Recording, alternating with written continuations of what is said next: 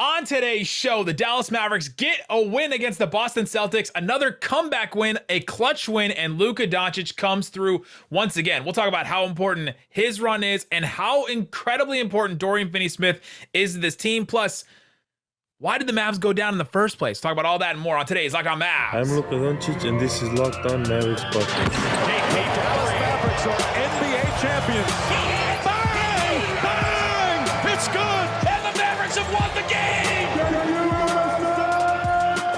If you don't believe, you shouldn't be here.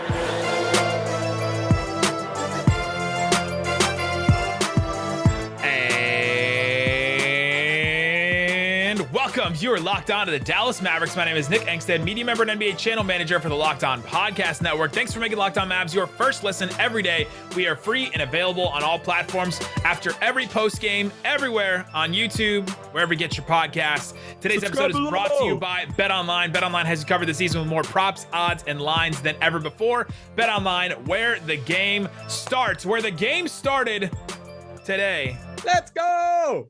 Was not a good place, but joining me, as always, my co-host, writer, and contributor at Mavs.com, the Boston Beef, the One More Thing King. What you got for me, Isaac Harris? Some people said letting the music ride a little bit longer today. That this season was defined earlier in the year. Who would have said that? Who said that? But I think this stretch of games this week I said this on the pod over the weekend, that I think this stretch of games could show us what the ceiling of the Mavs could be come playoff time. That you're going against a really good Boston team, the hardest team in the league on a Sunday afternoon. You have Brooklyn coming up on Wednesday, Philly on Friday. But what they did today in Boston was one of the more impressive things they've done all year. It was incredibly impressive. And we've talked recently about how impressive some of these comeback wins have been. The Mavs coming back from 21 points down, 19 points down without Luka against the Kings the other day. And now this one, down 13 points, which doesn't sound like a lot, right? Just down 13. But in this game where you're scoring, I mean, the Mavs scored 19 points in two of these quarters. That's a ton of points being down 13 against this Boston team that plays really, really good defense. And credit that Boston team for playing the defense the way that they did. They forced the Mavs to do a lot of things they don't want to do. And they played incredibly good defense. But it was that third quarter where the Mavs just came out and especially just the last 9 minutes of the third quarter, they just completely looked like the team that took control, took the game by the throat and just shook it over and over again until whatever was in its pockets just fell out, and then they took control of that game. Yeah, I mean, full transparency. I wasn't fully really confident heading into this game because I've seen a few of the latest Boston games, and man, they're playing really good basketball. Yeah. Shocking here. Jayson Tatum's been playing really well. Who knows? Who knew that 2 weeks of good basketball could get you in the MVP combo? But Boston's been playing so good, and they play so good defense, and they switch, and they can kind of play against that small ball type and kind of counter you in the way, play just, however defense you want to play, they can match that and play probably better than most teams in the league. So I wasn't as confident. And then the game starts and we get this, I joked about AFC North. We get this defensive, matchup. It's like a 0-0 soccer game going into the 85th minute. And it was just I love those type of games because I just love when two teams are playing so hard and it's so hard to score, especially in today's games where it feels like there's just open shots for days and all of that. And I just love the coaching matchup, trying to find, seeing tweaks and stuff here and there. But then the Luka hammy thing happens. And it actually looked like it was bothering, Luka with Anthony Davis probably leads the league in the, hey, I'm going to hold my, body part and stay down on the ground a little bit longer than normal. But 3 minutes left in the first quarter. Luka starts holding his hamstring and there's a stoppage of play. He stays in the game. Then eventually with 39 seconds in the quarter, he subs out. And we're like, ooh, man, is he even going to come back? And then early in the second quarter, 8 minutes left in that second quarter, he ends up coming back. He plays the rest of the game. He said afterwards it was just a cramp. That's the word he used. I'm not exactly 100% sure if he meant to say that word. He said, that's the word you use, right? Cramp. So I'm not sure 100% if that's what it was, but it totally could have been. Jason Kidd said it was, it's an earlier game, time change. He maybe didn't have all his parts in the right place. That's what Jason Kidd said after the game. I'm not sure how to. I like to touch the car. Come on, where's your soundboard? So I want to, be able to touch the car. He's keeping it going. Oh, So I want to, be able to touch the car. Doncic, saucy. Maybe cars is this the Mavs thing? Ferrari dough? Ferrari dough. Who are Wow. the cars for each Mavs player? Wow. This is a Jayson Kidd thing. We're putting the pieces He's together gonna call. live right now. But so Luka was he just didn't look right in the first half, right? It didn't seem like he had what he needed to be able to get this game going, because the Mavs or the Celtics were doubling him and trapping him early. I think the first trap came with like 11 minutes left in the first quarter. That's 1 minute into the game. They were literally trapping him, doubling him. They started that real early in the game. Now Luka and the Mavs have seen that look 100 times this year from different, like probably every single game they've played this year. The other team has trapped him in some way or tried to double him in some way. And the Mavs have had to figure out how to get the ball in the middle and then get to the ball to the open guy and then swing it around and do all that kind of stuff.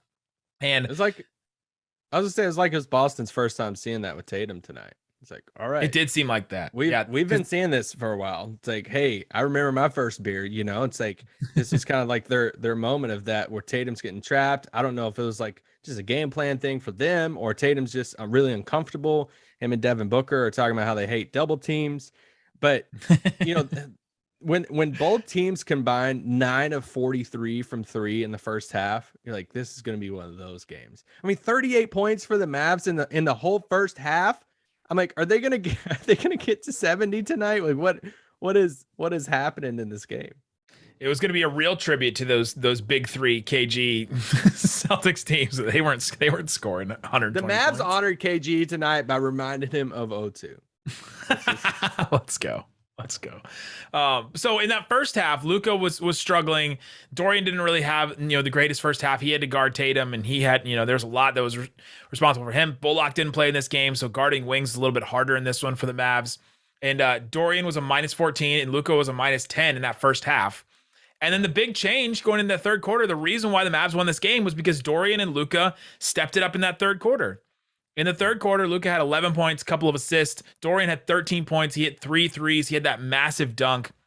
And they played defense really, really well in that quarter. And the Celtics had a 13-point lead with 9 minutes to go in the third quarter.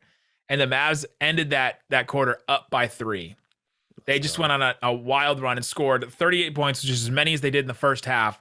There's that huge dunk by Dorian to get the lead back. Dallas went on a 19-6 run, and it was in large part because of those two guys, first of all, finally hitting threes, and finally the ball hit the paint. I don't know if in the first quarter the ball hit the paint at all, and as far as a drive or even just getting the ball there on a post up or anything like that. So the Celtics did a great job of denying the paint for them against the Mavs. In the third quarter, the Mavs broke through that. Yeah, on my first quarter notes, I put need to drive more. I think that was the biggest adjustment. So I want there. to be able to touch the car. They got to drive more. That was their biggest adjustment, right? Like in the third quarter, I went back and watched the third quarter after the game real quick, and it's like they got into the paint. It's they fell into the Mavs. You're gonna laugh every time I say drive now. I was just thinking about how the first half was like Cars 3 and the third quarter was like Cars 1. But with Boston's defensive scheme and them switching everything and having Time Lord out there and Horford out there, it was daring Dallas into this. Hey, they're switching everything just like Dallas does. But then it's like, oh, we're just gonna find the mismatch every time and then just ISO it out. It was so much ISO in the first quarter, first half for Dallas, and that was this, and it resulted in some step back threes, some long twos, some bad shots, and then you go and look at that third quarter, and it's like, hey, what was the difference? You go and look at how many drives they had. Not all all of them ended in buckets at the basket there, right in the paint, but it was you get to the paint and then it opens up threes. It's hard to really open up guys on the perimeters when you're ISOing it out every single time. And for Dallas, is so much of it is drive and kick, and they just wasn't doing the driving part. And it was just a small thing that it's easier to hit a 3-point shot when the ball's coming from the basket to you, right? Like if you're standing looking at the basket and the ball's coming back to you like straight on from a drive and kick than it is from a swing pass where you have to look to your right or the left and then torque your body that way. and hit a three. Like, it's just easier for you to hit a shot that way. And so for the Mavs to set up those threes as opposed to the threes they set up in the first half, it was a huge difference. And that was the reason why the Mavericks won that game. Their defense really ratcheted it up in that, and then they ended up getting into the paint and figuring out how to hit some shots off of that. So coming up, we got to talk about Dorian a little bit more because he was just so incredibly important. He outplayed Jayson Tatum in the second half. That's all I'm going to tease and tell you. We're going to explain why coming up. But before we do, let me tell you about Built Bar. It's a protein bar that tastes like a candy bar. If you're built different like Dorian Finney-Smith, you got to have a Built Bar. I had one today. You had one today, the Ruby Chocolate Puff. Yep. I had the Coconut Brownie Chunk. It's a great bar. Delicious. Absolutely great. Check them out at built.com. Use that promo code LOCKED15. You'll get a 15% off discount for any bar that you buy. They got a white chocolate shamrock bar. I don't think you'll get it in time for St. Patrick's Day, but you could still get it in honor of St. Patrick's Day. You can order it won't show up in the second half, but it'll probably get there. It'll find its way to drive to you in that second half. Churro Puff Bar is also an incredible bar. There's a bunch of good ones. Go check it out. And these bars are not just good tasting, they're good for you. That Ruby Chocolate Puff Bar that Isaac just showed you, 150 calories, 17 grams of protein, 9 grams of sugar in a bar covered in that ruby chocolate that's delicious. It's got those little pieces inside of it. What's in the Ruby Chocolate Bar? There's like little pieces of something in Chocolate. it. I know chocolate's in there. Okay, it's chocolate. And healthy stuff. 100% real chocolate. He's like, I just eat it. Whatever's in there, it's low calories. I don't know what's in it. I don't know what it is. But what it is built different. Built Bar. Check them out. Use the promo code LOCKED15. All right, Isaac Harris. Let's get into this game. And Dorian Finney-Smith was huge. I mean, all respect to Luka and all the things Luka did. We'll talk about him in a minute.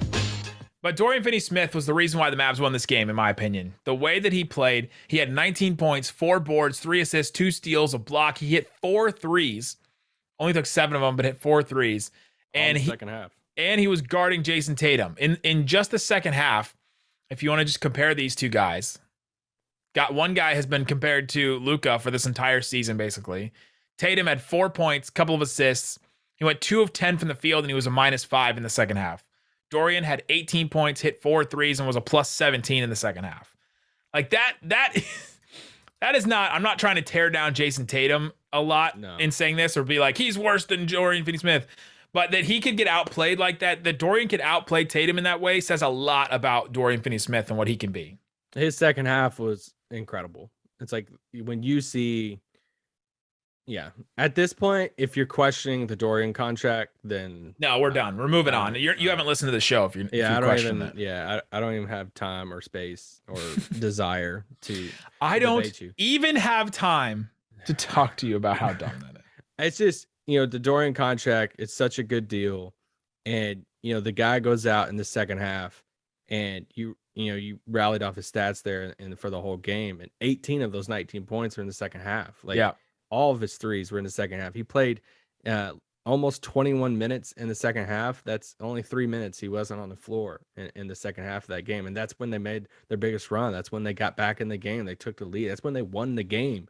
And for him to have his best offensive performance of the game in that second half while guarding a Jayson Tatum who had 17 points in the first half and is one of the hottest players, if not the hottest player in the league right now, to guard him in the second half, which we get. They brought the double team a lot. They trapped a lot. That was the Mavericks' scheme tonight. Yep. But there were different times that there wasn't a trap, and it was just Dorian. I mean, Dorian picked him up the whole second half, basically. So chased him around and threw screens and all that. He is exactly the type of player that every good team is looking for. Like every good team wants a Dorian Finney-Smith on their team, and I mean, him knocking down the threes tonight when he had the big dunk coming through the lane, one-handed like he's reached a point now to where like you have to have him on the floor. Like there's no way around it. Like as much as he can play, he's so important to this team. And now at this point, it's like, how many jerseys do I need to order? I know. It's not if I'm going to get a jersey of Dorian, it's how many. Dorian's first 3 years in the league, he played 183 games and he shot 30% from 3. His last three years in the league, he's played 196 games and he's shooting 38% from 3. Like, he is a good shooter now, right? Like, it is, he may go on little streaks here and there, but he is just a good shooter. And a good shooter that can play defense like that is just invaluable for anybody and for the Mavs. Like, for those first 3 years, we were just hoping and waiting. Like, remember those years we would say, if they could just combine, fuse together Dorian and Brokoff, this would just be a perfect player. And he's kind of there, right? He's hitting these shots now. They're not on the move, and he's not coming off of screens and hitting shots on, like, turn the corner threes or anything like that. But the corner threes that he can hit, and if he can hit those credibly, that changes so much for the Mavs. You see when him and Bullock are hitting corner threes like that, it just changes so much, because then all of a sudden the defenders, especially defenders for the Celtics, they have to stay home. You have to stay home on those shooters and stay in the corners. And so then that opens it up for everybody on the top of the key to do some stuff and to do some pick and roll action. You can't double as much, because then all of a sudden somebody's open. But if if one of those defenders leaves the corner because they don't feel like they, have to defend that guy, then all of a sudden it muddles things up in the, in the paint. And that's why the Mavs can't get in there. But then when you have to stay home on Dorian, then all of a sudden the paint is open and you can just get a driving lane. Now, by the time you get into the lane, the defender may have left Dorian, but that's when you kick it out to him and he takes the shot and he makes it, right? It all works together on offense, and Dorian credibly hitting shots has been so massive for them. Oh yeah, big time. I cannot switch to Maxey just for a second. Yeah. So obviously Maxey got obliterated by Jaylen Brown. Maxey murder number 12 in his career. I mean, he's just been murdered so many times. This guy has 9 lives. I mean, that was one of the more nasty dunks I've seen. It was. Give credit to Jaylen Brown. Yeah, and Jaylen Brown, I mean, I feel like we get this question every now and then whenever we do mailbags. It's like, hey, who's the perfect guy you would love to see next to Luka? Jaylen Brown's like right there, like 1, 2, 3, probably top 3. He's like if Dorian could score off the dribble. Like everything we just said about Dorian, if he could score off the dribble and hit jumpers and all that. And I like what he's about off the court. Just everything with Jaylen Brown. I love Jaylen Brown. Mm-hmm. And that dunk was just nasty. In the moment, I'm like, hate it for Maxey, but it's like, it's what comes with what he does. Like he said it time and time again. Like you ask him, and I think he felt a little awkward about it on media day in our interview about the hoodie with the Clippers and with Kawhi and them. Like he knows, he's like, I'm going to jump every time. Like he knows that's what comes with it. You're going to get the blocks, you're going to get the awesome defensive plays, and hardly anybody's going to talk about it. And then every once in a while, you're going to get murdered. And then everybody's going to have fun with it on Twitter and do the RIP tweets and all the graphics. And it's going to be fun for a lot of people. But there's not many people like Maxey that's willing to jump. Most people are just ducking their head, turning out of the way and say, hey, cool dunk, bro, in the lane against nobody. He's at least going to jump. And that's why you got to respect it, even though he's going to be on a poster that I doubt Jaylen Brown's going to put it on a hoodie, but I don't think he's at that low level of the Clippers. He dapped up KG right after that. Like literally he dunks the ball, he screams looking at the crowd, and then KG stands up and they both like slap hands. He may put that on a hoodie. That was a cool moment. That was a really cool moment for him. It was KG's jersey retirement night, and he got to, slap 5 with KG right after that, like while the game was going on. That was a cool moment for him, but if Dorian dunked on, a Golden State player and then like dapped up Dirk there, like front row, I would have freaked out. Like it was a really cool moment and all that. It was just, and then the sweet irony of it that Maxey, the dude just keeps playing. And like, he's obviously in such a funk offensively. He has zero confidence right now. I mean, the dude had, the closest defender at one point in the fourth quarter when he caught the ball out on the 3-point line was like in the paint, and he didn't even think about it. He was just passing, trying to, he's so in a funk offensively, but they had to leave him in there. I mean, he played 29 minutes tonight compared to Dwight's 22 because he plays dang good defense. He knows how to he can switch on a Jayson Tatum type. He's guarded Jayson Tatum before they had, Reggie Bullock and even, Dorian playing as well as he has. Like Maxey has guarded Tatum at times. So it's just, and then I love the irony of it. Fourth quarter, under 2 minutes to go, Jaylen Brown drives to the basket. Who has a clutch block on Jaylen Brown? It's Maxey Kleber. And it's like, the dude just never stops. And it's like, you got obliterated earlier, but now you have a clutch, one of the biggest plays of the game. You had a clutch block. So I love his resiliency, and he didn't have like a great game tonight, but he just keeps fighting. This team is showing that resiliency. And you see when Maxey misses shots and he looks around, and there's times you can even see it on the broadcast when Luka will come up to him and be like, keep shooting, like just keep putting it up. He'll tell that to Bullock. He'll tell that to other guys. And I think this team the way that they've been able to come back in some of these games, they have a belief in themselves, and that resonates through all the different aspects of their game, right? Maxey believes, all right, I just got destroyed on a dunk. Doesn't matter. I'm going to make the next play. I'm going to make the next, stop. I'm going to make an impact on the next defensive play because I'm just going to keep trying. I'm going to keep taking these threes, and eventually maybe someone will go in for Maxey.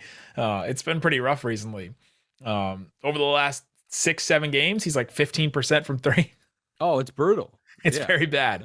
But they're hopefully he gets out of this somehow. Like the next couple of games, he hits a couple of them. But yeah, this team, the resiliency I think is spread throughout everybody, and that's how the Mavs have come back and won and win these games that they are coming back in.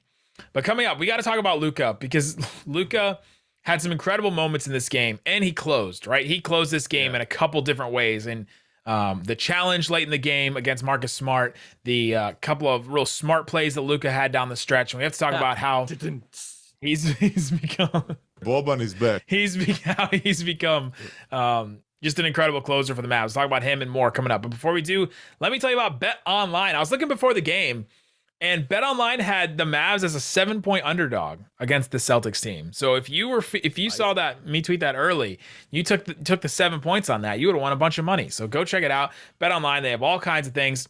The bracket is out right now, and you know that Bet Online has everything you need for college basketball. They have all the games set up. Do they even have the brackets ready? I think they just came out right before we hit record. So I think they do. Well, they have Michigan versus Colorado State. That's a game, right? Give me Colorado State. Michigan, a 2-point underdog against Colorado State. That one's a game, right? North Carolina versus Marquette. UNC is a 2.5-point favorite against Marquette. Dude, I think they're playing in Fort Worth. If somebody has a hookup to this game, hit me up now. Why are you and I just not going to that game? Sorry. We're in the middle of an ad read. Sorry, we're going to go to that game, and when we go, we're going to do it. We're going to do it right with Bet Online. It's not just basketball. They continue to have all your source for sports wagering information needs, live betting, favorite Vegas casino games. Check it all out. Head to the website today. Use your mobile device to learn more about the trends and actions around the NCAA tournament and more. Bet Online, it's where the game starts. All right, Isaac Harris, thanks for making Locked On Mavs your first listen. For your next listen, check out the Locked On Now podcast. Nightly recaps of every NBA game with analysis from your local experts, including us. It's free and available wherever you get your podcast. That's Locked On Now. All right, Luka. We've gone too long without talking about Luka. We don't talk about Luka. Oh. We don't talk about him enough. 26 points, 8 boards, 8 assists. 3 steals. He had 5 turnovers. He was struggling in the first half. The Mavs were all struggling with turnovers in the first half. Brunson had 3 just in a row that were brutal for this team. But Luka closing down the stretch, I thought was huge. Was huge for this Mavs team. And that's it's another way the Mavs have won games. They come back, they rely on their defense, they hit some threes, and then Luka comes in and closes. Hits a couple of buckets. He had 6 points and 2 assists in that fourth quarter, and both of his shots came on threes. And then Luka, knowing that when he fouled Marcus Smart at the end and they called it a foul with 3 seconds left, Luka fouls him on a 3, or they called it a foul. And him knowing that wasn't a foul, telling Jason Kidd to challenge it, and then the Mavs having that be called successful, that won the game right there. I'm not gonna lie, I questioned him in the moment. Well, as soon as I saw the replay, I'm like, of course, because doesn't Luka say replay everything, right? Doesn't he say that all the time? But this one, like, he knew it. Why? You felt his hand. Like, why did you tell him to challenge? And that's obviously me saying that without knowing the context behind it, because he talked to Cassie Hubbard after the game, on ESPN. I was like, hey, yeah, this, I complain about this all the time, and refs tell me that this isn't a foul. And the fact that that registered, and that's why, and the kid and them were like, yeah, we'll challenge because we hear this all the time too. So impressive, man. His complaining is not for naught, right? Like, his complaining came in handy this time, because he knew that those refs, even though the refereeing was kind of inconsistent the whole game, they were letting stuff go in the first 3 quarters, and just nothing was a foul the first 3 quarters. I'm so tired of bigs being able to put their hands on Luka. I am so tired of that. I get, like, Al Horford, I'm happy that he's playing good basketball right now. He played well in this game. When he was bad over the past year or so, it's like, dang, you aged quick. And he did. He played really good this game, but it's like sometimes some of these switches on him, like, yeah, it's hard for Luka to get past these dudes if they're like sticking their arms out. Like the hand check is immediately allowed for some of these bigs on Luka, and it's just becoming a thing that I'm getting really, really frustrated with.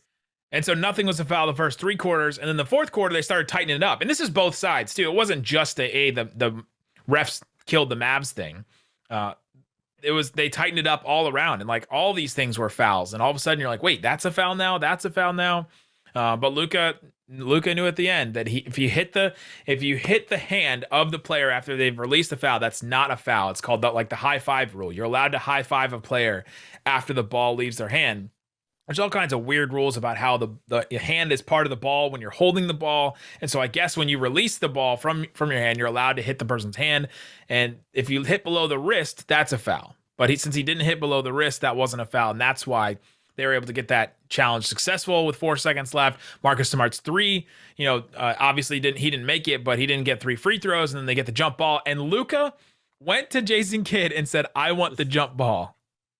Hamstring and all that, said I want the jump ball against Robert Williams and not Maxey or somebody else. And he went out and obviously he didn't get it. But do you think that's leadership from Luka? Because I think we're seeing Luka step up into more of a leadership role this season. And I think moments like that is like, I got this. Like, I'm going to go do that. Maybe it's irrational confidence, but I think moments it's more of that. But moments like that, I think it matters. I think it's more of that. I think it's Luka's just so confident in who he is, and he's like, I want it. Give me that. Like, let's do this. And yeah. But you want to get behind a guy like that, though, right? A guy that's just that's confident all the time. That you can all the stuff we said JB about looking at him though, like really. Okay. We have to talk about Brunson. Jalen Brunson did not have a great game in this one. He shot 6 of 12 from the field, had 14 points, had a couple of assists. He did have 3 turnovers that were all bad in the first half. But this is another game he got kind of taken out of. Yeah, 30 right at 37 minutes tonight. And both Dinwiddie and Dorian scored more points than him and Luka. Yeah, and Luka obviously, but yeah, it's just now we're reaching that point now to where Dinwiddie's been with the team a good chunk of games. 10 games, right? 11 games? Yeah, it's where now I'm like really starting to try to figure this out, like put an opinion on something. And I'm like, is it really affecting Brunson's like role that much? Like, where is Brunson not comfortable? Is he just not being as aggressive enough? Like, I don't know. I mean, yeah, he took 12 shots tonight, which is 3rd on the team behind Luka and Dinwiddie, but I don't know. I don't know if my expectations are just too high. I think it's just more of I feel like we're like breaking up in a relationship here. It's more of a me thing. And it's not you, Brunson, it's me. And I think, yeah, there were just times that I was like, I just wanted more from him tonight, but maybe this is just him. Maybe it's the fact that we've heard these contract numbers thrown out. And it's like, all right, are we already putting the 20 million tag on him to where expectations are going? I think Bibbs, tweeted about this during the game. It was like, yeah, there's different expectations when a number like that is thrown out there. I'm like, yeah, I agree with that. And especially since Brunson turned down that contract offer, right? The offer that Dorian offer. The offer that he could have gotten for the extension. And so now it's like, okay, well, he wants big money. Of course he does. Nothing wrong with that. But now that you have done that, somebody will still give it to him. I really think that. Yeah. I just wonder. Yeah. And so to the answer to your question, yes, of course his role has changed. He's playing with Luka and Dinwiddie a lot. They played that 3-guard lineup a lot in this game. And so now it's not just on Brunson to try and make something happen. They're relying more on ball movement, which is good. It's helping the team win. And they're relying less on Brunson, just go get a bucket. Just go figure out how to solve the defense and keep the ball the entire possession and go score. And so he's scoring less than that. And I'm not even going to say he's not as effective, right? Like the Mavs still needed those 14 points. They needed those buckets that he gave them. They needed the spacing that he provides because he's going to hit, he's going to knock down threes. He's been a good catch and shoot 3-point shooter this year. They need some of the extra playmaking that he can do, and they needed all that. And he held his own on defense for the most part. The Celtics didn't hunt him, right? Or when they did, the Mavs were able to throw a double so quick on it that it didn't matter. And so it's not like he hurt them, but he also he hasn't been the Brunson that we've, been accustomed to this year so far, which is kind of crazy that now all of a sudden, like, oh, he's not up to our expectations, where at the beginning of the season, if he had a game like this, we would have not like bat an eye at it, right? It's just the way he's played the last couple of years. But since he's played so well this year, the expectations have been raised, and so now it's kind of eye-opening when he doesn't play well. Yeah, 100%. Josh Green, I thought Austin Guerrilla had a tweet tonight that I wrote down, made a note of. Austin, I'm paraphrasing of it, but Austin said, the fact that Josh Green looks like he belongs out here in a meaningful game means something. And yeah, I know he was a -10 tonight, but he held his own. I mean, he had 9 points, but I just thought the minutes that he did give him in the 16 minutes is like, okay, you're not just such a deficient, on offense that you just can't be out there. And I just like some of his play. I thought and once again, it feels like a broken record. His energy really helped the team. He's doing well. My son's doing well. Josh Green, Josh Green he had some good moments. His athleticism stands out on this team. The Mavs need it. They need somebody that can just get out and run like that. And he's gonna take his lumps. He still is, and make mistakes and all that. But he's getting meaningful play in this, and that's super important. Yeah, I want to bring something full circle to the bigger team perspective here. Their defense as a whole tonight is like what they did defensively to Boston. I looked up how many points Boston averages per game. It's right at 110. Like that's 18 points under their average, tonight. Like they held him to 92 points. And it's Mavs had a defensive rating of 95.5.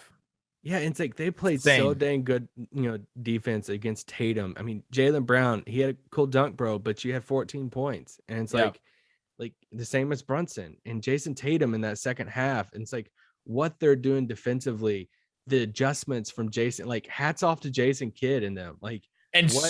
Sean Sweeney is screaming his head off every play on defense, just yelling out assignments, especially when the Mavs are playing defense in front of their bench. Like he was just up and screaming at everybody in that. Like they're trying their hardest and they are really working on the defensive end. Yeah, and even like you look at the beginning of the game, I feel like they did the whole Boban trick of they put Luka on Horford.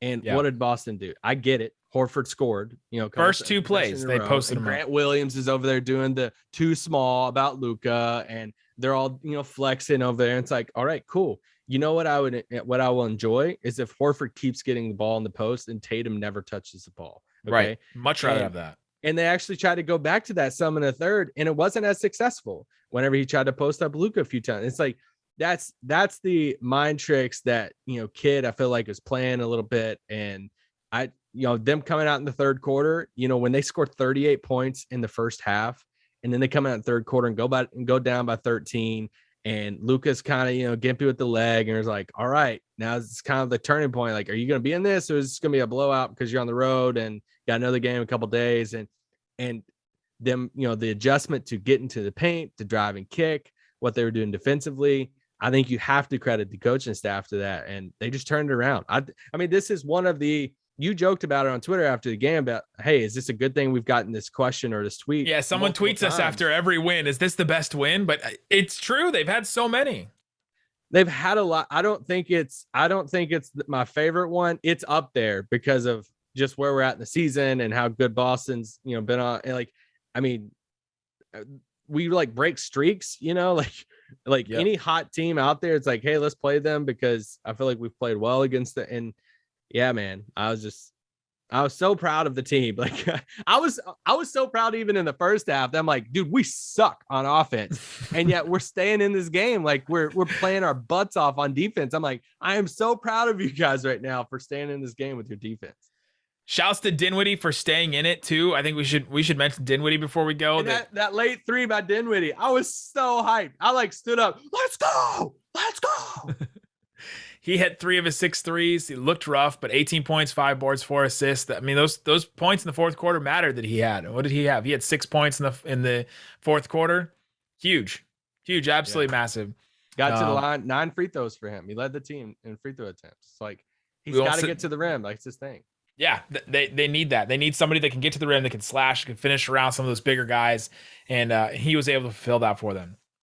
All right, tomorrow we'll have more for you. We'll have the rest of the week covered. The Mavs play a couple of big games coming up. On Wednesday, they play the Nets. On Friday, they play the Sixers, and those are both on the road. Those are big testing games for the Mavs. No Kyrie probably in that Wednesday game, but we'll see Harden and Embiid on Friday. Huge games. We'll have post games for you. And thanks for listening to Locked On Mavs and making it your first listen. Now make your second listen Locked On NBA. Jackson Gatlin holding you down today with the 3 biggest stories in the NBA. He didn't call us, so I guess maybe he doesn't think the Mavs are a big story anymore. What else is bigger than us? We were on there last week.